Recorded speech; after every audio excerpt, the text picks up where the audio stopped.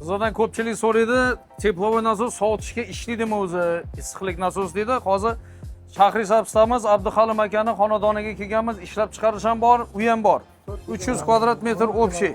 24 kilovatli issiqlik nasos muzdek qilib sovutib turibdi. To'g'rimi hozir? Mana o'zlaridan eshitsak, sovutishga siz cho'pli polni ulab bergan ekanlar, ustalarimiz, usta akalar. Yaxshimi? Hech qanaqa revmatizm bo'lmadimi? Ishlab turgan qizlar yerda o'tirib ham ishlayapti, ko'rdim. Mana ichkarilar hammasi ajoyib. Ha. Gilamlar to'shalgan. Yo bir Salqin fan qo'yildan ham salqin chiqib turibdi ekan, ya'ni fan qo'yil qo'ysa yaxshiroq ekan, to'g'rimi? Shundoq. Radiatorning o'rniga. Qo'lam yaxlaydi, nimadan ham. Va hech kim aytmayapti, polni o'chirib qo'ying, oyog'imdan sovuq o'tib ketdi degan yo'q. Salqin. Mo'tadil salqin bo'lib turibdi. Mana demak, issiqlik teplovoy nasosini, issiqlik nasosini cho'pli polni ulab qo'ysa, hech qanaqa zarar bermas ekan. Abduhalim aka, qishda, yozda teplovoy nasosni ishlatishda foyda bo'ldimi? Mana Xudoga shukr ishlatyapmiz.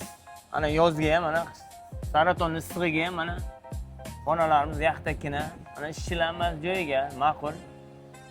Qulaylik bor. Muammoli joy yo'q. Qishga ham mana issig'ida, mana yozga ham mana Xudoga shukr yaxtakkina mana kecha kunduz o'chmaydi.